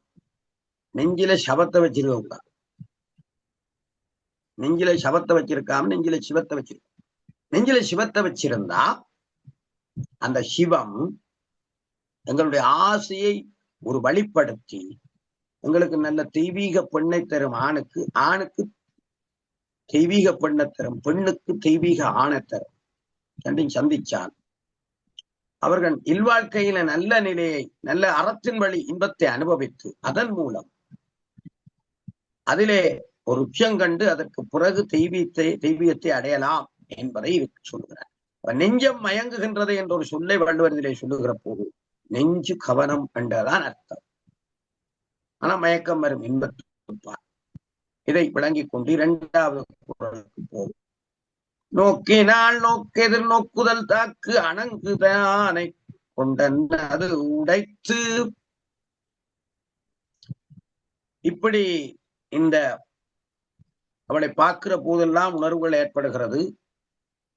நோக்கிய அவளுடைய பார்வைக்கு எதிரே நோக்குதல் தானே தாங்கி வருத்தும் அணங்கு. வள்ளுவர் இதை என்னோட சொல்லுவார் அற்புதமாக. நாம் நோக்குக்கால் கீழ் நோக்கும், நாம் நோக்காக்கால் மெல்ல நோக்கி நகும். பெண்களுக்குள்ள ஒரு சிறப்பு. ஆண்கள் பார்த்தால் அப்படியே என்ன இவர் பார்க்கிறாரடி என்று சொல்லிட்டு இவரை நான் பார்க்க கூடாது என்று காலை பார்த்து காலால கோடுகள் கீறி கீறி சும்மா ஒரு புன்சிரிப்போட இருக்குமா. நாம் நோக்குங்கால் நிலன் நோக்கும், நாம் நோக்காக்கால். நாங்கள் எங்கேண்டாலும் விழாக்கா பார்க்கிறோமா எங்கேண்டாம் பார்த்து கொண்டிருக்க கடக்கண்ணால மெல்லமா பார்த்து எனக்கு நல்ல ஜோடியா இருக்கு என்று சொல்லி மெல்ல நகும், நல்ல சிரிக்குமா என்று வள்ளுவர் சொல்லுகிறார். அற்புதமான ஒரு அனுபவிச்சு பாடுகிற வாதியோடு சேர்ந்து காதல் பண்ணினோடியா தெரியாது. அப்ப நோக்கி அவள் பார்வைக்கு எதிரே நோக்குதல் தானே தாக்கி வருத்தும் அணங்கு. பார்க்க அவளை விட்டு பார்க்கிறாளுப்பா அல்லது ஒரு கடக்கண்ணால் பார்க்கிறார். அது ஒரு சேனையையும் கொண்டு வந்து தாக்கினாற் போன்றதுன்னு சொல்லுவார். ஒரு பெரிய படைத்தளபதி பெரிய ஒரு படை பரிவாரங்களை கொண்டு வந்து எங்களை தாக்குறது போன்ற ஒரு உணர்வை ஏற்படுத்துமாம் அந்த பார்வை. கடக்கண்ணால பார்க்கிற பார்வை, அந்த பார்வை ஆசையை ஏற்படுத்தும், அது இன்பத்தை நோக்கி எங்களை நகர்த்தும். அப்பெண்ணினுடைய அந்த பார்வைக்கு அப்படிப்பட்ட ஒரு ஆசை ஏற்படுத்துகிற காமசக்தி உண்டு என்று சொல்லுகிறார். சரியா? நாங்கள் இந்த நிலையில உலகியல்ல நின்று கொண்டு சிந்திக்க வேணும். சைவ சித்தாந்தம் என்ன சொல்லுகிறது என்றால், இதே போன்ற பார்வையை அம்பாளுடைய திருக்கடைக்கண்ணாலே நாங்கள் பெற வேண்டும். சரியா? அந்த அம்பாளுடைய திருக்கடைக்கண்ணாலே இதே போன்ற ஒரு நேர் பார்வையை நாங்கள் பெறுவோமாக இருந்தால் அது திருவர் சக்தி வேலை செய்யும். எங்களுடைய கர்மங்கள் பாவங்கள் எங்களுடைய உலகியல் பற்றுக்களை அது நீக்கி இறைவனை அடைவதற்கான ஒரு உயர்நிலையை கொண்டு போகும். எப்படி என்றால், அந்த அம்பாளுடைய பார்வை இந்த இப்ப இதுல ஒரு படை தளபதி பல படை வீரர்கள் தாக்கினது போன்ற உணர்வு மாதிரி அம்பாளுடைய ஒரு பார்வையிலே அம்பாளுடைய அநேக கோடி சக்தி எங்களை தாக்குகிற போது நாங்கள் இறைவயப்பட்டு சைவ சித்தாந்தம் சொல்லுகிற இறைவழியிலே போய் மோட்சமடைவதற்கான ஒரு நிலை ஏற்படும். மறுதலையாக இதை வச்சு சைவசித்தாந்தம் சிந்திக்கும். உங்க உலகியல்ல எப்படி ஆசை வருது, பெண்ணினுடைய பார்வை என்ன செய்கிறது, அதனுடைய தன்மையை பார்க்கிறோம். படைக்கலமா தாக்குறதை பார்க்கிறோம். மறுவளமாக இறைவியினுடைய அம்பாளுடைய திருக்கடைக்கண் பார்வை எங்களுக்கு அவசியம். மாணிக்கவா சுவாமிகளுக்கு அம்பாளுடைய திருக்கடைக்கண் பார்வை அதிகம் ஏற்பட்டது. அந்த அதிக பார்வை தான் அவரை அப்படி ஒரு தெய்வீக வழிக்கு கொண்டு போய் இறுதியிலே மோட்சத்தை கொண்டு. அப்ப அம்பாளுடைய திருவடி சக்தி இல்லாமல் நாங்கள் எதுவும் சாதிக்க முடியாது. அப்ப இந்த காமத்துப்பாலில் வருகிற இந்த குறளுக்குள்ளே அப்படி ஒரு சைவ சித்தாந்த சிந்தனையை நாங்கள் பார்க்க வேண்டும். உலகியல்ல இது எங்களுக்கு ஒரு சிக்கலானது. இந்த பார்வை எங்களுக்கு காமத்தை உண்டு பண்ணி உலகிய சிற்றின்பங்களை அனுபவிக்கிறதுக்கு தூண்டுதலாமை. 3வது நிலையில அவர் என்ன சொல்லுகிறார்? பண்டு அறியேன் கூற்று என்பதனை இனி அறிந்தேன் பெண் தகையால் வேரமற்கற்று. இந்த பண்டு அறியேன் கூற்று என்பதை, கூற்று என்றால் எங்களுக்கு தெரியும் யமன். யமன் என்று சொல்லப்படுவதை முன்பு அறியேன் என்று சொல்லுகிறார். சில பேருக்கு யமன் என்று சொல்றதை சில பேர் அறிய மாட்டார், சும்மா வேடிக்கையா சொல்லுவார்கள். பண்டு அறியேன் கூற்று என்பதனை, பண்டு என்றால் முன்பு, சாதனமானது.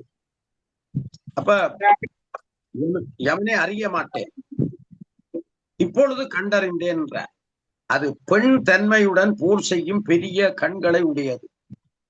எதுக்கு உண்மையா சொல்றேன்டா, பெண்ணினுடைய காது வரை ஓடிய கண் பயங்கர கண்.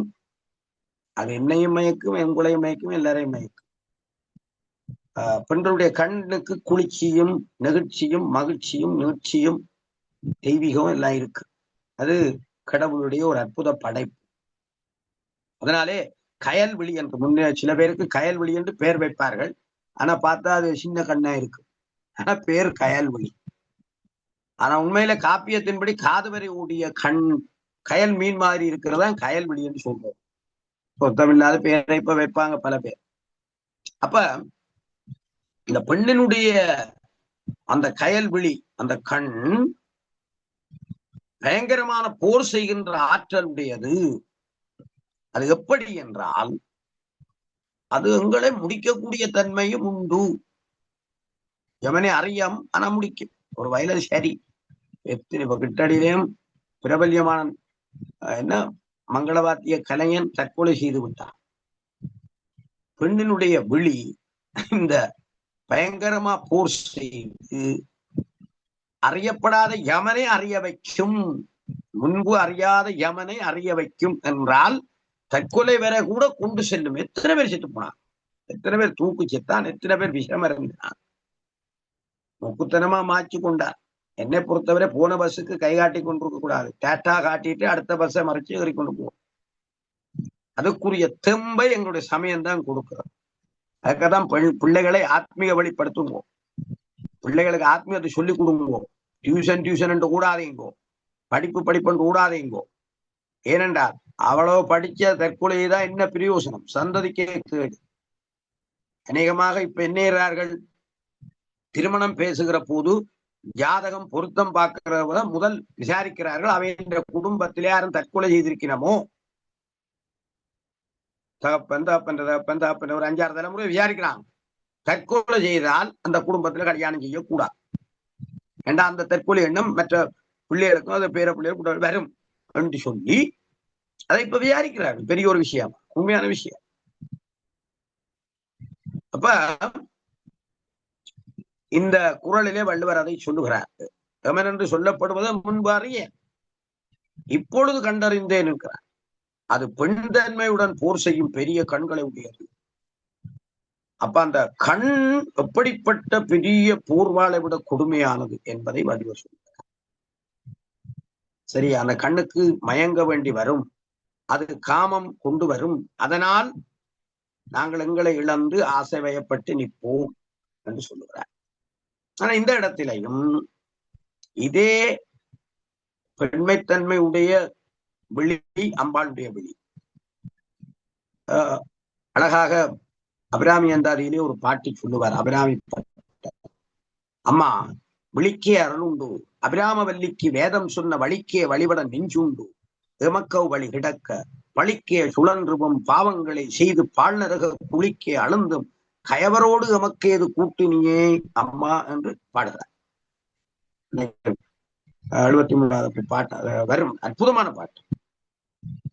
விழிக்கே அருளுண்டு, தாயே உன் விழிக்கு பயங்கரமான அருள் உண்டு. எந்த வகைய தீமையை மெரித்து பொறுச்சிக்கக்கூடிய சக்தி இருக்கு, தீய வழியிலே போகாமல் நன்னறியில நிறுத்தக்கூடிய அற்புதம் இருக்கு. அப்ப விழிக்கே அருளுண்டு, அபிராமவல்லிக்கு வேதம் சொன்ன வழிக்கே வழிபட எனக்கு நெஞ்சு இருக்கு. இதுல முன்னுக்கு வந்த நெஞ்சும் பெருகுது, விழியும் பெருகுது. இந்த 3வது குறள்ல விழியும் பெருகுது அபிராமப்பட்ட. அப்ப அம்மா உன்னுடைய அந்த கண் பார்வை, உன்னுடைய அந்த அருள் பார்வை என்னை தீய வழியிலே போகாமல் என் நெஞ்சை தூய்மைப்படுத்தி பழிக்கே சுழன்றுவும் பாவங்களை செய்து பழிபாவங்களை அறந்தப்பி திரும்ப திரும்ப செய்து பால்நரக குழிக்குள்ள மீண்டு எழும்ப முடியாத பால்நரக குழிக்குள்ளே அழுந்தி கொண்டே இருக்கிற கயவரோடு எனக்கேது கூட்டு என்னைய கூட்டி வைக்கிறேன். உன்னுடைய இந்த விழி என்ன அப்படியான கயவரோட கூட்டி வைக்காமல் என்ன நல்லாக்களோட கூட்டி வை. நல்ல ஆத்மீகம், நல்ல தெய்வீகம், நல்ல சைவ சித்தாந்தம் பேசுகிறோடு கூட்டி வைத்து என்னை நன்னறிப்படுத்தி என்னை மோட்சத்துக்கு கொண்டு போ என்று மிக அற்புதமாக அபிராமி அந்தாதியில இந்த பாட்டுகள். இந்த இடத்துல நாங்கள் உலகியலுக்குள்ள மாட்டுப்படுவோம் சரி, அதுக்கு மாறாக சைவ சித்தாந்த சிந்தனையின்படி அம்பாளுடைய திருக்கடைக்கண் பார்வை அதுவும் ஒரு போர் அற்புதம். என்ன போர்? அது எங்கள்கிட்ட இருக்கிற அகப்பகை புறப்பகை ஆணவ அழுக்குகள் அது எல்லாத்தையும் வேரோடு துடைத்து நன்னறிப்படுத்தி சித்தாந்த வழிப்படுத்தக்கூடிய பார்வை அம்பாளுடைய பார்வை. உலகியல்ல நின்று கொண்டு உலகியல் வாழ்க்கையோடு நாங்கள் அடுத்த பக்கம் அம்பாளுடைய பார்வைக்கு திருப்ப வேண்டும் என்று இந்த குரல் வச்சு கொண்டு நான் சிந்திக்க வேண்டும். ரொம்ப கஷ்டமானது இது. காமத்துப்பால் நான் என்னுடைய சிந்தனையின் அடிப்படையை சொல்லிக் கொண்டிருக்கிறேன். எவ்வளவு தூரம் உங்களுக்கு விளங்குகிறது என்பது உங்களை பொறுத்தது. 4வது குறளுக்கு போகும். கண்டார் உயிருண்ணும் தோற்றத்தால் பெண் தகை பேதைக்கு அமர்த்தனகன். இதுலயும் கண்டாம் வருது. கண்டார் உயிருண்ணும் தோற்றத்தால் இந்த பெண்மை தன்மை உடைய இந்த பேதைக்கு கண்கள் கண்டவரின் உயிரை உண்ணும் தோற்றத்தோடு கூடி ஒன்றோடொன்று மாறுபட்டிருந்தன. நான் சொன்னேன், பெண்ணினுடைய பார்வையில் இறந்தவர்கள் பல பேர், இனியும் இறக்க இருப்பவர்கள் பல பேர். நான் துறந்தோர் துறப்போர் என்ற வச்சு கொண்டு அந்த குரலையே மாத்தி திருவருப்பேனை சொல்லலாம். சரியோ? ஆன்மாக்களுடைய எண்ணிக்கை பற்றி சொல்லுகிறப்போ பிறந்த நாள் மேலும் பிறக்கும் நாள் போலும் துறந்தோர் துறப்போர் தொகை என்பது போல நான் இந்த பெண்களுடைய வெளிப்பார்வைக்கு இறந்தோர் பலோர் இறக்க இருப்போர் பலர் என்ன நடக்குமோ தெரியாது என்று சொல்லலாம். அப்ப அப்படி ஒரு பார்வை இருக்கு. பெண்மைத்தன்மை அந்த பேரமைக்கோ கண்கள் அந்த பேரை என்று சொல்றேன்னா அது அப்படிப்பட்ட அந்த பயத்திலே இருக்க கண்ட உயிரை உண்ணும். அது உயிரை சாப்பிட்டுரும். தன்மை உடையது. அது மாறுபட்டு வேலையெல்லாம் செய்யும். எந்த நேரம் எப்படி மாறும் தெரியாது. அப்படிப்பட்ட தகமை உடையது, எங்கள் உயிரை உண்ணும் தன்மை உடையது. பெண்ணுடைய தோற்றத்தோடு சேர்ந்தது அந்த பார்வை.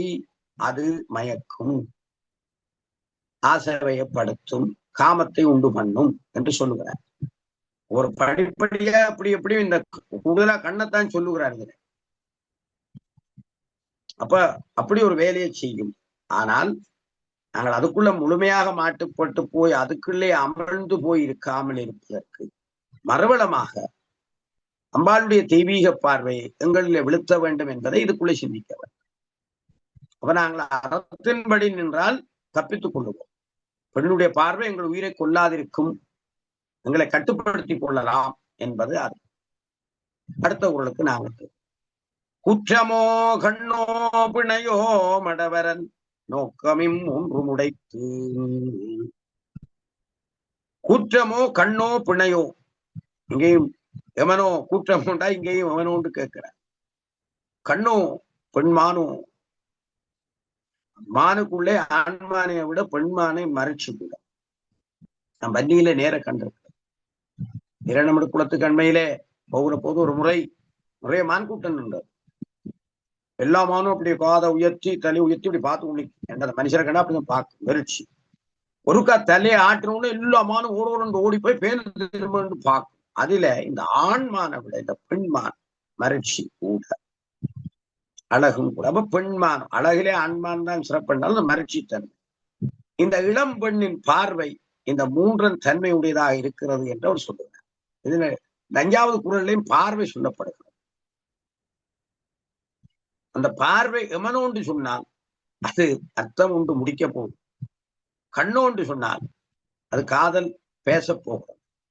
பெண்மானோ என்றால் அது மையலில் மயங்கி என்னோடு வரப்போகிறது. இது காதலிலேயே வரும்.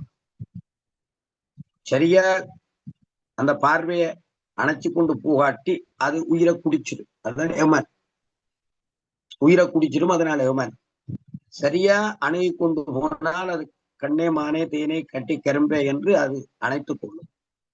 பெண்மானே என்றால் அது இன்னும் இதமான சிறப்புகளை எல்லாம் எங்களுக்கு செய்து சிற்றின்ப வாழ்க்கையிலே சந்தோஷமாக வாழ்வதற்கு அத்தனையும் செய்யும்.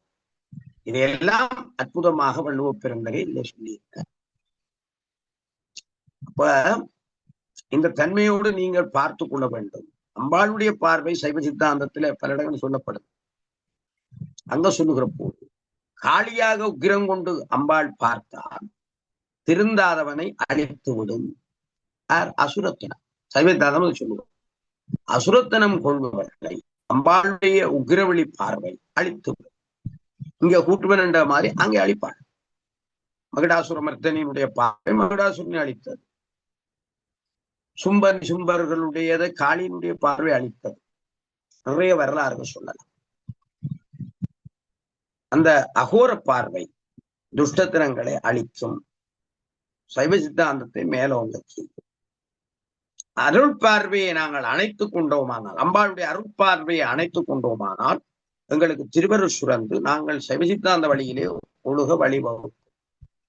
இன்னொரு படி போய் அந்த பெண் மான் போன்ற அந்த அம்பிகையினுடைய இயல்பை வச்சு கொண்டு நினைச்சு கொண்டு போனார்.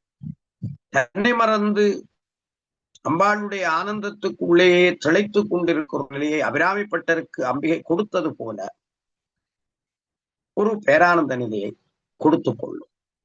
இந்த சைவ சித்தாந்த எழுச்சி தன்மைகளை அற்புதமாக இந்த குறளுக்குள்ளாலே நீங்க சிந்திக்க வேண்டும். அதான் நான் சொல்லக்கூடிய அசுரத்தினமாக நான் இருக்கக்கூடாது. அறம் பிழைத்து அசுரத்தினமான செயற்காடை செய்தால் எங்களுக்கு அழிவு உண்டாகும் என்பதை தெளிவாக சொல்லி இருக்கிறோம் இந்த இடம். ஆகவே இந்த ஒரு அம்சத்தை நாங்கள் பார்க்கிறோம். நான் இந்த அதிகாரத்தை இன்றைக்கு நிறைவு செய்து விடுவோம்னு பார்க்கிறேன். காரணம் தான் எனக்கு நாளைக்கு நேரம் வராது. நாளை கோயில் இரவு விளக்கு வைக்கிறதெல்லாம் 10 மணிக்கு மேலே ஆகும். ஆகவே பேர்ந்த அங்கால சனிக்கிழமை ஞாயிறுலையும் எனக்கு நேரம் சொல்ல முடியாது. அப்ப இன்னும் ஒரு அரை மணித்தியாலம் படுங்க ஐயா. பிறகு பாகவதம் இருக்கு. அரை மணித்தியாலம் வரலாற்று பிரசித்தி எடுத்து நான் நிறைவு செய்து கொண்டு பார்க்கிறேன். இன்றைக்கு இந்த வரலாற்று பிரசித்தி பெற்ற மணித்தலை சிவன் கோயில், சூழர்களால் அமைக்கப்பட்ட சிவன் கோயில் கும்பாசம் அது 2 நாளும் வர சொல்லி இருக்கிறார்கள். ஓம் டிவிக்கு நான் சனி ஞாயிறும் போக வேண்டிய தேவை இருக்கு. ஆகவே ஐயா இப்ப நீங்க சொன்ன உயிருண்ணும் தோற்றத்தால் பெண்தகை பேதைக்கு அமர்ந்தனகன், இந்த கண்டார் உயிருண்ணும் அந்த எப்படி இந்த திருவாசகத்துல உயிருட்டி பத்தை இதுக்குள்ள உடந்த ஏதாவது பொருத்தி பார்க்கலாமோ ஐயா? உயிருண்ணும் திருவாசகம் சரி. அந்த உயிருண்ணும் என்றா இது உண்மையிலே அது அந்த எப்படி என்றால் நாங்களதான் அந்த பேராசைப்பட்டு போகிற போது அது எங்களுக்கு உயிரை உண்ணும், உயிரை உண்டுவிடும். உயிரை உண்டு என்றால் உயிரை விளங்க இயலாது, உண்ண இயலாது, உயிரை போக்கி விட, உடலை விட்டு உயிரை பிரித்து விடும் என்பதுதான் அதனுடைய அர்த்தம். திருவாசகம் அதை மாறுதலையா சொல்லுகிறது. அம்பாளுடைய அந்த அருட்பெரும் கருணை, திருவாசகம் முழுக்கணும் சக்தியை வியந்து பேசுவது. அம்பாளுடைய திருப்பெருங்கருணையினால எங்கள்கிட்ட இருக்கிற அசுரத்தனம் அழிக்கப்படும். அசுரத்தனம் அழிக்கப்படுகிற போது எங்களுக்கு திருவருள் மேலும் சுரக்கக்கூடிய நிலை ஏற்படும். அந்த கண்பார்வையை அணைக்கும். அந்த கண்பார்வையை பெண்மானை போல ஒரு நல்ல இதமான உணர்வை தரும். அது பேரானந்தத்துக்குள்ள திளைக்க வைக்கும். அந்த திளைக்க வைக்கிறது அபிராமிப்பட்ட தன்னை மறந்து இருந்த அந்த நிலையத்தான் எங்களுக்கு உண்டாகும். ஜீவன் முக்தியோடு அத்தனையும் கொண்டு வரக்கூடாது.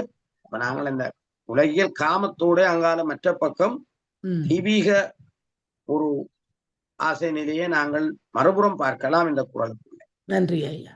6வது குறளுக்கு நாங்கள் போகிற போது கொடும்புருவம் கூடா மறைப்பின் நடுங்கு அஞர் செய்யலன்மன் இவன் கண், இவள் கண் சரி, இவள் கண் என்றான், இவள் கண்.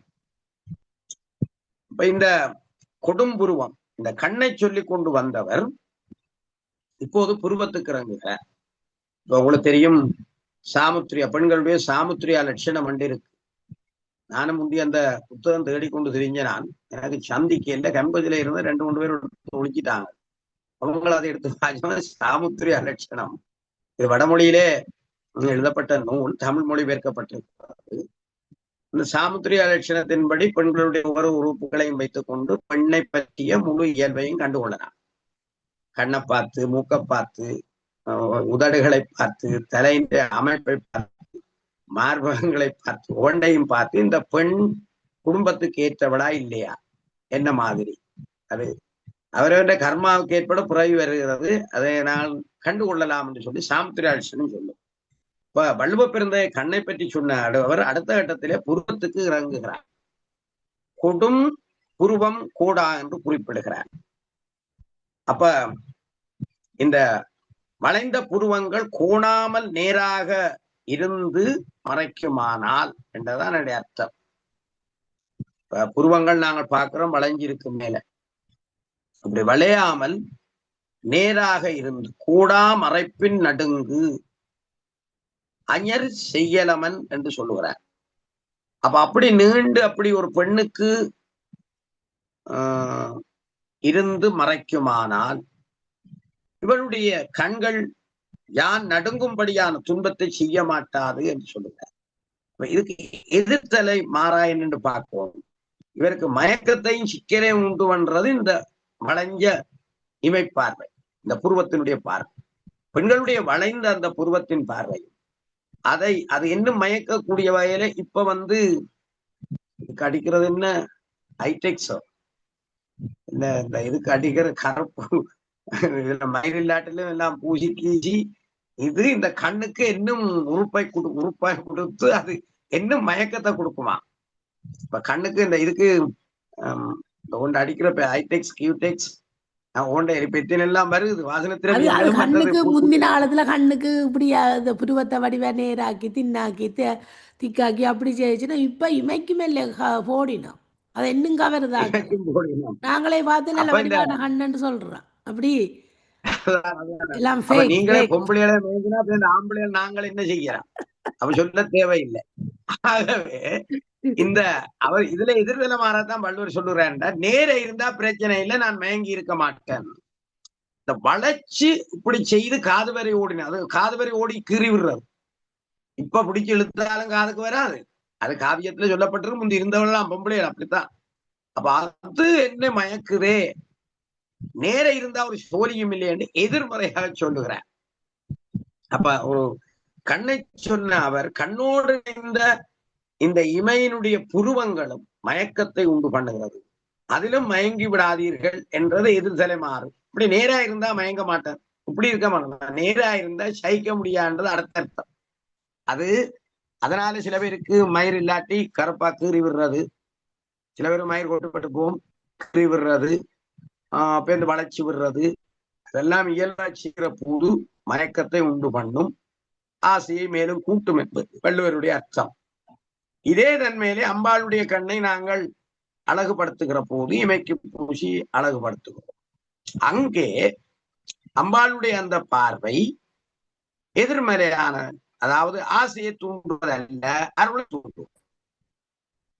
சில ஆலயங்களில அழகாக இந்த இமைக்கு எல்லாம் கருப்பு மை தீட்டி வெற்றிலையில கற்பியை சுட்டு வாட்டி நெய் விட்டு நல்லா, அது என்ன சுவாமிக்கு வைக்கிறது பக்தியோடு இருக்கணும். சில அலங்காச்சாரியார்கள் அலங்கார விதியில சிறப்பாக அப்படி செய்கிறார்கள். செய்து நல்ல வகையிலே அற்புதமாக அம்பாளுடைய அந்த பார்வை ஆயிரங்கண் அத்தான் என்று சொல்லக்கூடிய அளவுக்கு எங்களை கவரக்கூடியதாக இருக்கு. அந்த கவர்ச்சி எங்களை தெய்வீக வெளிப்படுத்தும், ஆசை வெளிப்படுத்துவதில்லை. அம்பாளுடைய ஆசை அல்ல, எங்களுக்கு தெய்வீக ஆசையை கூட்டுகிறதா அமையும்.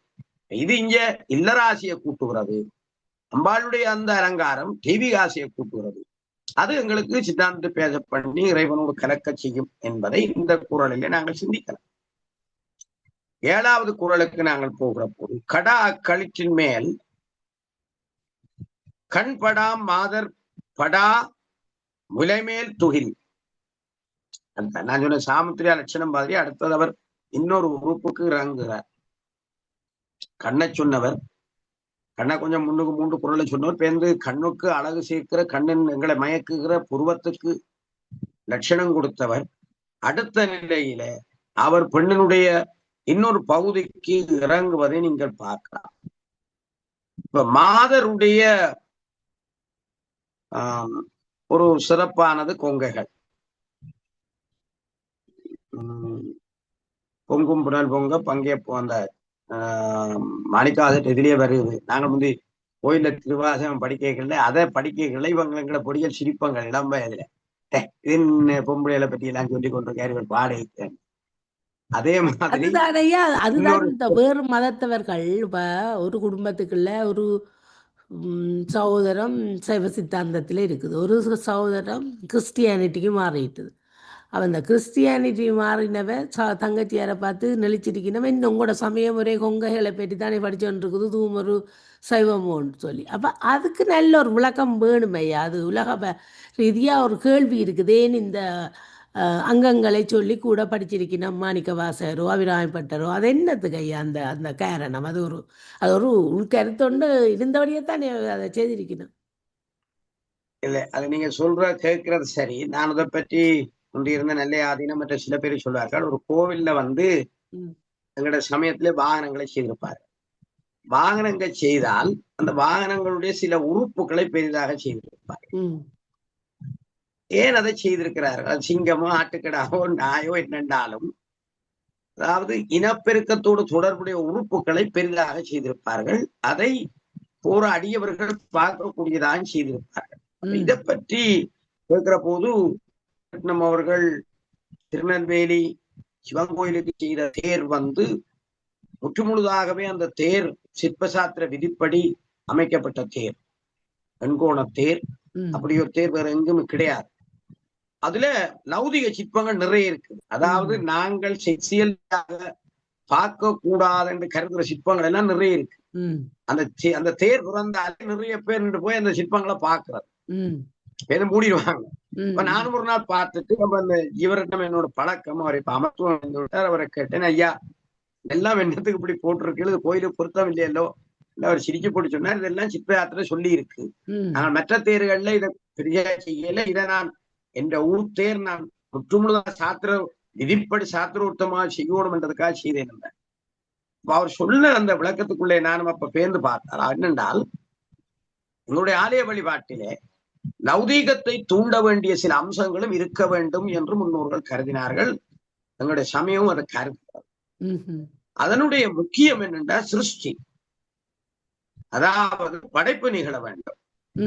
இல்லை என்றால் சந்ததி இல்லாமல் போனால் எல்லாரும் ஞானியா போனா பேர்ந்து கோயில எல்லாமே அழியும், கோயில் எல்லாமே இல்லாம போயிடும். எல்லாரும் முழு பேரும் ஞானி ஆயிட்டாண்டா, எல்லாரும் நல்ல துறையமாயிட்டாண்டா பேரான சந்ததி இல்லையே.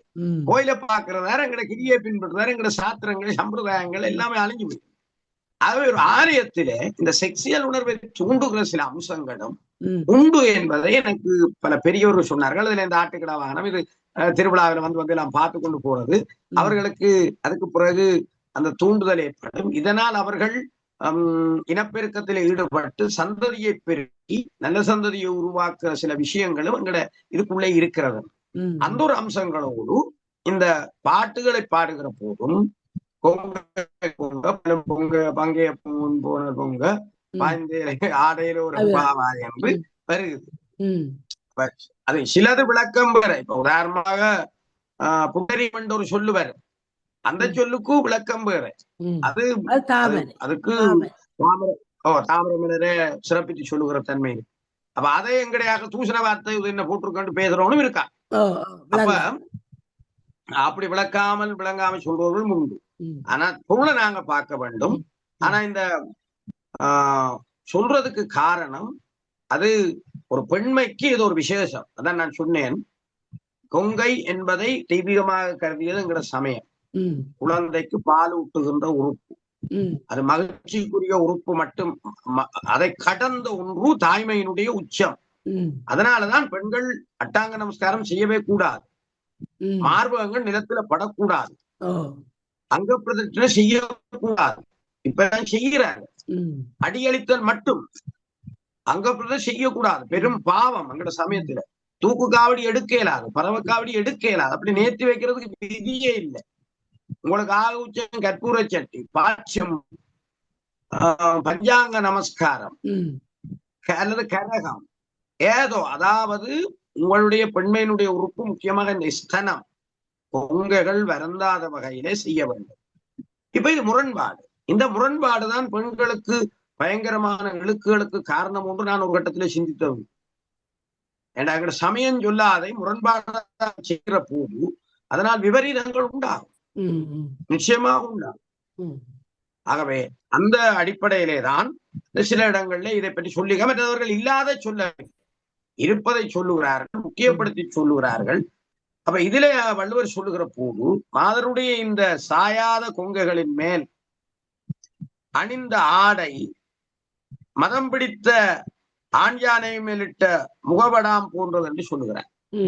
அதாவது ஆண் பார்க்கிற போது அவன் வேதனைப்படுகிறான், அவனை இந்த பெண்ணினுடைய திருமொழியை பார்க்க முடியவில்லையே, இதை இந்த உடுப்பு மறைச்சு கொண்டிருக்கே, இது எப்படி சொன்னா ஒரு மதம் பிடிச்ச யானைக்கு முன்னுக்கு முகபடம் போட்டு கதிர்காமத்தில எல்லாம் முன்னு சோடிச்சு இருந்தா அது யானை என்ற முழுமையான அழகை பார்க்கலாம். சோடிச்சு அதெல்லாம் இருக்குது, யானையானுடைய உண்மையான அந்த மதம் பிடித்த அழகை பார்க்க முடியாது. அது உடுப்படை எல்லாம் லைட்டுகள் எல்லாம் போட்டு சோதிச்சு அதெல்லாம் வேறு ஒரு கோலத்துல இருக்கு. அப்படி இருக்கேன்று ஆண் வேதனைப்படுகிறான். வேதனைப்படுகிறன்னு சொன்னா அவனுடைய அந்த ஸ்தனங்களை பார்க்கிற போது சாயாத என்ற சொல்லு இது சில இடங்கள்ல செவிலி குறும்பை போல என்று சொல்லுவார்கள். அதனுடைய அர்த்தம் இதுக்குள்ளே என்னென்றால் அவள் குமர்பெண் என்பதை காட்டுகிற ஒரு குழு. சரி, குமர்பெண் அவள் கன்னி கழியாதவள், அவள் கன்னி கழியாதவள், கற்போடு இருப்பவள் என்றதை காட்டுறதுதான் சாயாத கொங்கை என்று சொல்லுவாள். என்றால் அந்த தன்மை அங்கே பெண்மையினுடைய உச்சத்தை காட்டுகிற ஒன்றாகும். அதோடு அந்த ஆடவனுக்கு அவள் பொருத்தமானவள் என்பதை இன்னொருவரால் அவள் எடுத்துக்கொள்ளப்படவில்லை என்பதை குறிப்பதற்கும் குழு குறியாக அற்புதமாக வள்ளுவத்தில் சொல்லுகிறார். அப்ப இது உண்மையிலே ஆசையினுடைய ஒரு உச்சத்தை காட்டுகிற ஒன்று, இன்பத்தை மேற்படுத்துகிற ஒன்று. அதை மேலிருந்து அவர் ஒரு உறுப்புறுப்பா பார்த்து கொண்டு வருகிற போது இந்த காமம் கூடிக்கொண்டு போற கட்டத்தை காட்டுகிறது.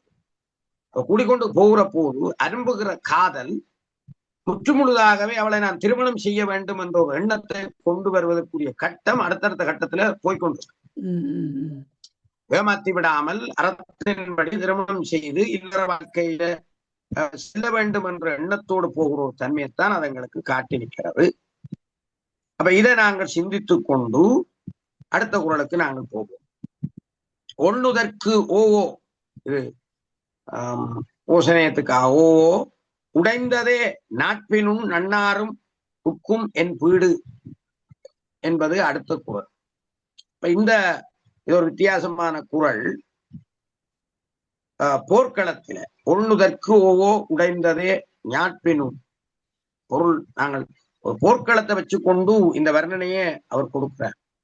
போர்க்களத்துல பகைவரும் அஞ்சுவதற்கு காரணமானது எது என்று சொன்னா ஒருவருடைய வலிமை,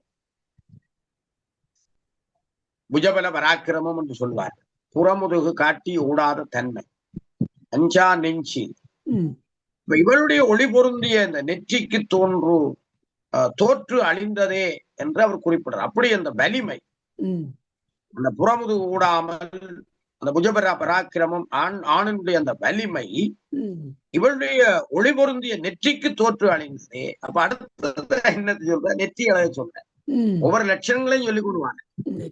அப்ப பெண்ணுடைய நெற்றி அழகு இந்த சாமுத்திரியா லட்சணத்தின்படி இதுல நான் சொல்லல, நீங்க இந்த இரவு கிடந்த அளவியலட எந்த நெற்றி இப்படியா போச்சு ஒரு இப்படி சொல்லி போட்டாரு சொல்லையில. பொதுவாக நெற்றியினுடைய அம்சத்தை வைத்துக் கொண்டு ஒரு பெண்ணுடைய சகல விஷயங்களையும் கணிப்பிடலாம் என்ற ஒரு ஆய்வு இருக்கு. தலைமை இப்படி வந்திருக்கிறது, சுழிச்சிருக்கிறது, நேரே இருக்கிறது, அந்த முன்னுக்கு நெற்றியினுடைய அமைப்பு, நெற்றி, இறங்கு நெற்றி நிறைய இருக்கு. பெண்கள் கூட்டம் தான் நிறைய இருக்குது. பேருந்துக்குள்ளால பிச்சு கொண்டு வந்தாலும் இங்க நான் பேருந்து கூட வேண்டி வந்தேன். ஆகவே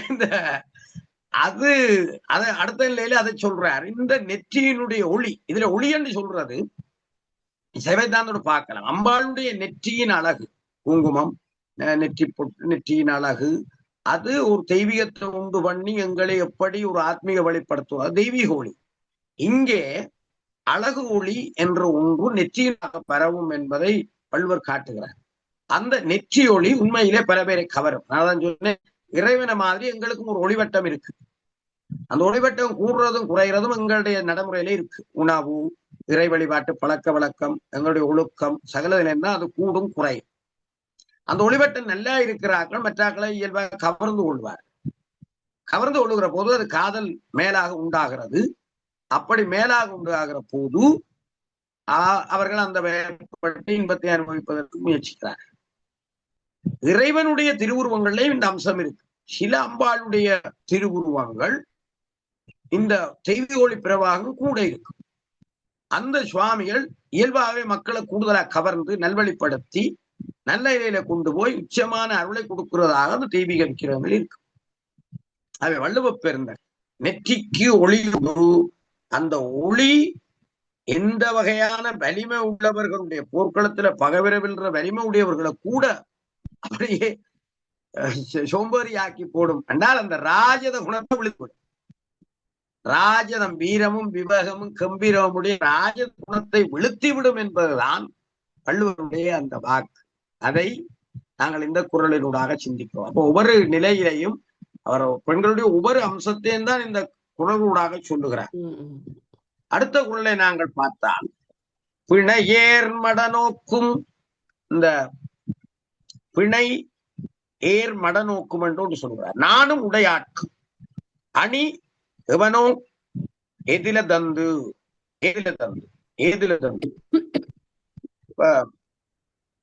இந்த பிணை என்றா எங்களுக்கு தெரியும். பெண்மா பிடி பிணை, பிடியதன் உருகுமை பிணை, பிடி ஆண் யானை, பிணை பெண் யானை. அப்ப பெண்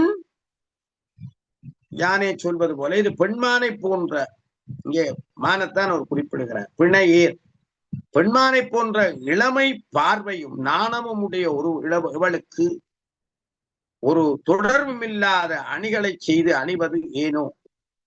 அணிகலன்களை என்னத்துக்கு அணிகிறாங்க? உண்மையில பெண்ணுக்குரிய அணிகலன்கள் இவை அச்சமடம் நாணம் பயிர்ப்பு. அதான் 4 வகை அணிகலன்கள்.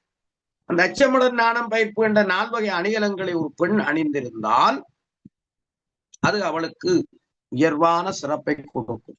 இப்ப இது கேள்விக்குறி, பட்டிமன்ற வாதிட்டாலும் இல்லாம கேள்வி கேட்கிறாங்க, எங்க இருக்கு அச்சமடம் நாணம் என்று. இப்ப நவீன பெண்களுக்கு அது இல்லாம போயிட்டு சொல்லுகிறார்கள். அது ஒரு பக்கம். ஆனா அந்த அச்சம் குரல்ல சொல்றார். குரல் மற்ற நகையிலேன் போடுறீங்க, மற்ற நகை போட தேவையில்லை. அச்சமடன் நாணம் பயிர்ப்பு என்ற 4 அணிகலன்களை நீங்கள் அணியுங்கோ.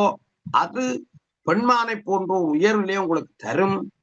அது ஆண்களை நல்வழிப்படுத்தும். அறத்தின்படி இந்த காமத்தை அனுபவிக்க செய்யும். இந்த அச்சமடன் நாணம் இல்லாம போற போதுதான் பெண்கள் பிழையா போறதுக்கு காரணம் என்று அடுத்த போய் சொல்ல. அது ஒன்றும் இல்லை, அச்சம் இல்லாம போனோடனே நீங்க பாருங்க, அங்கால துணி வந்துடும். துணி வந்த உடனே அது வேறொரு நிலைக்கு போகும். அப்ப அந்த பெண்ணுக்குரிய இயல்பு இல்லாம போயிருமே என்று சொல்லி வள்ளுவர் இந்த குறளினூடாக அப்படி ஒரு வெளியை சொல்லுகிறார். பொதுவாக சித்தாந்தமும் சொல்லும், ஒரு திருவருள் சக்தியை பெறுவதற்கு நாங்கள் விசேடமான சில அணிகலன்களை அணிந்திருக்கிறோம். அது என்ன அணிகலம்? பக்தி என்ற அணிகலம், மெய்யரம்புதல், மயிற்சில் புத்தறிதல், வாயார சுவாமியை பாடுதல், ருத்ராட்சம், விபூதி, சந்தனம், குங்குமம், சிவசின்னங்கள், அப்படியெல்லாம் நாங்கள் அந்த அணிகலன்களை அணிகிற போது எங்களுக்கு அந்த தெய்வீகம் வந்து எங்களை சைவசித்தாந்தத்துக்கு கொண்டு போய் மேலே கொண்டு போறது மாதிரி பெண்களுக்கு இந்த அணிகலன்கள் உலகியல்ல அவர்களை ஒரு பக்குவப்படுத்தி ஒரு அளவோடு அவர்களை நிக்க பண்ணி அளவோடு சுகம் அனுபவித்து அடுத்த கட்டத்துக்கு போறதுக்கு வழிவகுக்கும் என்பது வள்ளுவருடைய வாக்கு. அதை எதிர்மறையாக கேட்கிறார். ஏன் மற்ற அணிகலன்கள் இந்த பெண்கள் அணிகிறார்? அது தேவையில்லை. அச்சமடன் நாணம் இருந்த போதும் என்பதுதான் வள்ளுவருடைய முக்கியமான ஒரு கருத்து. அதை நாங்கள் சிந்திக்கிறோம். தடாதகை பிராட்டியார் சிவருமானை கண்டோடனே அவ அச்சம், அது வரையும் அவ வலிமையா வீராங்கனையா இருந்தவா.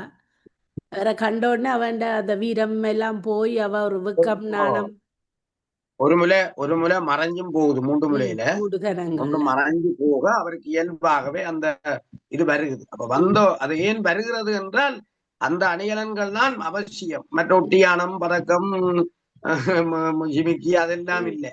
நகைகள் அல்ல. அதனால பெண்ணுக்கு பெருமை அல்ல என்பது வள்ளுவருடைய இந்த 4 வகையான எண்ணங்களும் முக்கியம். அதனால் சிந்திக்க அதுல விஷயம் இருக்கு, இல்லாம இல்ல. கடைசி குறளுக்கு நாங்கள் போகிறோம். உண்டார் கண் அல்லது அடுநரா காமம் போல் கண்டார் மகள் செய்தல் என்று இந்த 10வது குறளிலே கல்லை பற்றி சொல்லுகிறார். உண்டார் கண் அல்லது அடுநரா காமம் போல். ஒரு மது இருக்குத்தானே, கள்ளு, தன்னை உண்டவரிடத்தில் அல்லாமல் அது உண்டவர்களை மயக்கி கள்ளு வெறியை ஏற்படுத்தி எல்லாத்தையும் செய்யும். அது உண்டவர்களிடத்தான் இந்த வேலையை செய்யும் கள்ளு. காமம் இருக்கே, காமம் ஒன்றும் சாப்பிடாமலே கொஞ்சம் கல்லடிக்கிறது மாதிரி அடிக்க தேவையில்லை. இந்த காமம் வந்தவுடனே, இந்த ஆசை வந்தவுடனே தன்னை கண்டவரிடத்தில மயக்கத்தை உண்டாக்குவதில்லையே, எதிர்மறையா சொல்லுகிறார். ஆனால் பெண் மயக்கத்தை உண்டு பண்ணுகிறாள். எந்த ஒரு போத மருந்தோ எதையுமே ஒன்று உட்கொள்ளாமலே, தன்னை அறியாமலே அது ஹோமோன்ஸை சுரக்க பண்ணி இயல்பாகவே எங்கள் உடம்பிலே மாற்றங்களை உண்டு பண்ணி இந்த வேலை செய்யறவ இறைவனுடைய செயற்பாடுதான் இது. இயல்பாகவே இந்த உடம்பை படைச்ச இறைவன் அந்த செயற்பாடை செய்திருக்க.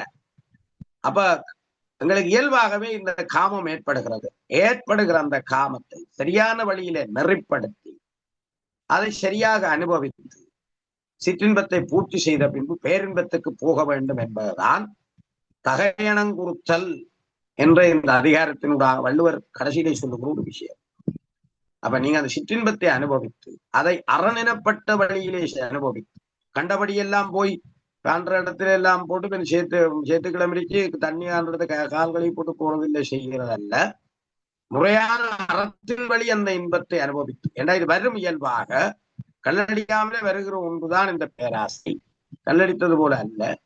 ஆனா அதை பேராசைப்படுத்தாமல் ஒரு நல்ல நிலைப்படுத்தி காமத்தை அறத்தின் பால்பட்டு அனுபவித்து சந்ததியை உருவாக்கி பின்பு வனப்பிரசம் போய் உங்களை பக்குவப்படுத்தி பின்பு சந்நியாசம் போகலாம் என்பதுதான் வள்ளுவருடைய விளக்கம். ஆகவே அதை நீங்கள் சிந்தித்து கொள்ள வேண்டும் என்பதை இந்த இடத்திலே குறிப்பிட்டு இந்த அளவிலே இந்த அதிகாரத்தை நான் நிறைவு செய்து கொள்கிறேன்.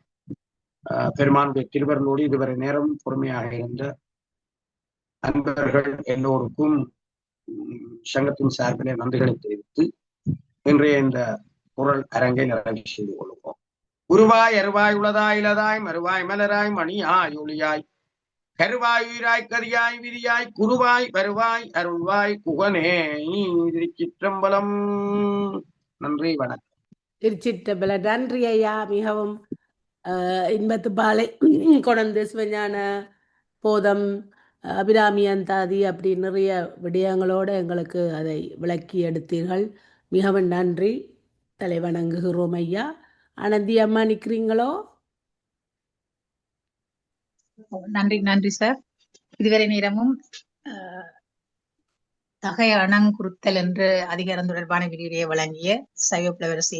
கமல்நாதன் அவர்களுக்கு சைவப்புலவர் சங்கத்தின் சார்பிலும் பங்கு பற்றிய அனைவரின் சார்பிலும் நன்றிகளை தெரிவித்துக் கொள்கின்றேன். நன்றி. அதான் நீண்ட இடைவெளிக்கு பிறகு அதை எங்களுக்கு மறக்காம எங்களோட அந்த தொடங்கின பாடத்தை முடித்து வைக்கணும் என்ற உங்களோட ஆதங்கங்களுக்கும் உங்கள் திருவடிகளை வணங்கிக் கொள்கிறோம் ஐயா. மறக்காமல் வந்து எங்களுக்கு அதை முடித்து தரணும் என்று நினைச்சதுக்கு நன்றி. யாராவது கதைக்கலாமண்டா கதைக்கலாமோ ஐயா? ஒரு 5 நிமிஷம். ஓம் ஓம் ஓம். ஓகே. திருச்சிற்றம்பலம். நன்றி.